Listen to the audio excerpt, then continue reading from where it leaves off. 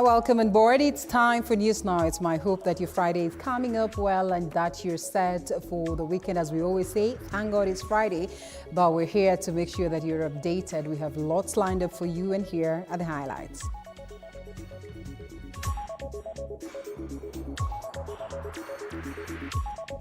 Top on news. Members of Parliament have begun the vetting process for President Ruto's nominees for Principal Secretary positions today. The approval hearings conducted by the relevant departmental committees are set to continue until Monday, April the 7th.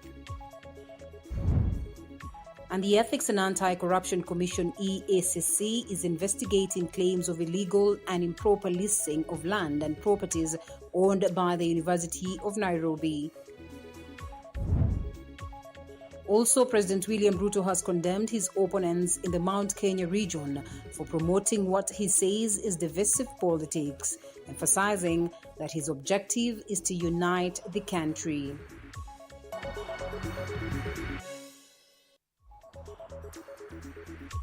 My name is Linda Alela, and we go straight to it, where the nominated Principal Secretary for the Ministry of Information and Communications, Stephen Esaboke, has informed the Parliamentary Committee on Information, Communication and Technology that he will ensure media freedom in its operations and ensure that the media stations are paid their outstanding debts. During the ongoing interviews for PS nominees in Parliament, the nominated Principal Secretary, that is for the Ministry of Health, Auma Oluga, also told the Health Committee that he is ready to fight corruption and ensure the country has the quality healthcare it requires. Of the Attorney General and also the National Treasury to clear the Memorandum of Understanding. But I would request that I interact with the details of the project if this committee approves my nomination. Just clarification before you leave that. You mentioned debts and you mentioned the capitalization of cancer. If you are approved... Once and for all, as you've mentioned, we cannot have a recurrent issue. But the other thing about debts that is specifically related to KEMSA is the efficiency of debt collection itself. The efficiency of debt collection itself, which I think is an institutional capacity that can be strengthened. The other issue is now we are overhauling our... All right. The Ethics and Anti-Corruption Commission, EACC, is investigating allegations of unlawful and irregular leasing of land and properties owned by the University of Nairobi. EACC has written to the University of Nairobi's acting Vice-Chancellor, that is Professor Margaret Hutchinson, demanding information and documents related to the matter. Among the properties under investigation by EACC are 10 acres of land in Kanyariri Farm, 40 acres behind ANP hostels, 100 acres at the Kibwezi Field Station, and 6 acres next to Dusit Hotel. EACC is also investigating the leasing of 20 acres to Shamba Cave Hotel and residential houses along Ngong Road, residential houses along Arboretum Drive, and other residential properties in Lavington. The acting Vice-Chancellor will be required to submit lease or tenancy agreements, minutes approving the leases, and as well correspondence between the university and the leases.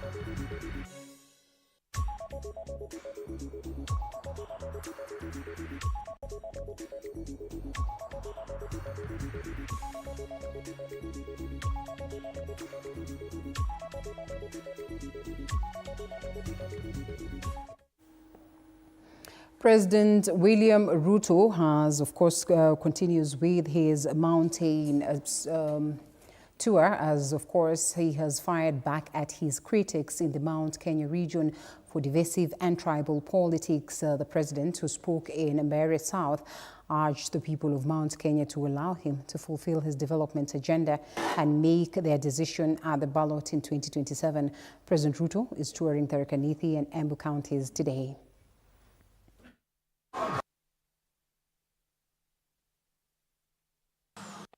Kuna wengine wanasema ati tugawane, ati hawa ni wa kabila hii, sijui hawa ni wa kabila ile, chama hii, sijui chama gani, sijui pande hii, sijui mlima, sijui kwa lake, sijui kwa ocean. Sasa tukienda hiyo barabara, si Kenya hii itasambaratika? Hiyo maneno tusikubali kabisa hiyo maneno. Ama namna gani jameni? Mnasema tuunganishe Kenya ikuwe moja na tusukume maendeleo kabisa. Na unajua siku ya siasa itakuja. Saa hizi ni saa ya kazi. Ama namna gani? Si saa hii kila mtu ashughulike na ile kazi amepatiwa. MCA yako na kazi yake ashughulike. Mjumbe yako na kazi yake ashughulike. Gavana yako na yake ashughulike. Mimi niko na yangu nishughulike. Siku ya mtihani ikifika, si nyinyi ndio mtasahihisha. Kuna watu walikuwa wanachochea watu hapa na kupiganisha wananchi kelele. We have no time for divisive politics. The time we have is to build Kenya. And as the principal assistant of the president, my business is to expedite the development of Kenya, including the development of Embu, Better South, and other parts of our country. And President William Ruto has urged African countries to unite in intelligence-driven action to confront emerging security threats, including climate change and disinformation, as part of Africa's path to peace, resilience, and self-reliance. President Ruto was speaking in Naivasha on Thursday evening, where he joined delegates for dinner at the Second Mashariki Cooperation Conference. The conference is a rapidly growing forum that brings together over 60 intelligence and security services from across Africa and the world. Additionally, Ruto warned Kenyans against using social media to propagate hate speech and misinformation. Earlier today, Your Excellency, we engaged in insightful discussions on the pressing issues that shape Africa's future, with a shared commitment to forging stronger partnerships for a more united and prosperous continent. Your Excellency, our conversation centered on the opportunities and challenges presented by the digital frontier, an era of transformation that holds immense potential for Africa's growth, but also demands strategic collaboration to navigate the risks it presents. Equally dangerous is the surge of misinformation and disinformation accelerated by expanding internet connectivity. False narratives, fabricated claims, and cynical distortions corrode truth, distort public trust and discourse, and erode democratic institutions. When weaponized, social media platforms become breeding grounds for hate, incitement, radicalization, and insecurity. All right, East African Portland Cement PLC has today issued a dividend of 48 million shillings to the Treasury and the National Social Security Fund, NSSF, marking its first dividend since 2011 after returning to profitability, posting a net profit of 1 billion for the year ending June 2024. The cement maker presented a 24 million dummy check to NSSF managing trustee, that is Mr. David Koros, and 23 million shillings to the National Treasury during the ceremony at the Nairobi Security Exchange trading floor. This move underscores the company's commitment to returning value to its shareholders as well as contributing to the national economy. EAPCC has also outlined ambitious plans to increase its EBITDA earnings, that is before interest, taxes, depreciation, as well as monetization, that is by 2027. What brought us to where we are today is our strategic plan 2022-2027, which is revised in 2024. We have clarity in terms of the pillars and the targets, operational excellence to get us back to full capacity, and we have embarked on that mission. We have carried out a comprehensive plant technical audit to address the plant integrity issue. We have worked on the market in terms of regeneration of the market to support the market share that we aspire to get to by 2027, and we have a target of 6.6 billion EBITDA by 2027. Today's event stands as a testament of the resilience and the strategic foresight that has empowered the company to successfully navigate its turnaround.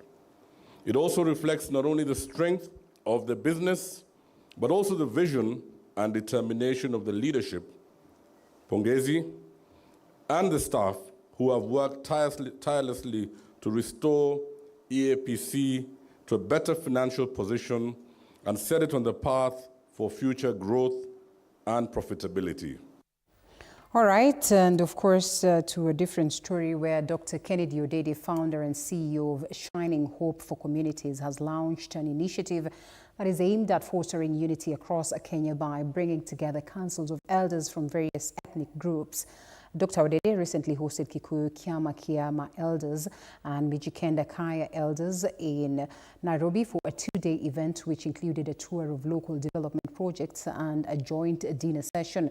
During the dinner, Dr. Odede highlighted the challenges posed by tribalism in Kenya, noting its role in hindering development and fostering corruption, and as ethnic divisions prevent equitable access to opportunities. The attendees expressed their satisfaction in seeing elders from diverse communities coming together to discuss solutions for Kenya's future. I think this goes to the CEO. His vision is very big.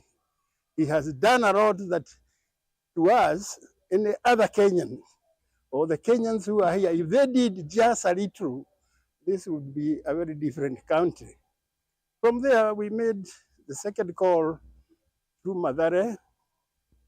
Again, the facilities at Mathare Hospital are better than most of our county hospitals.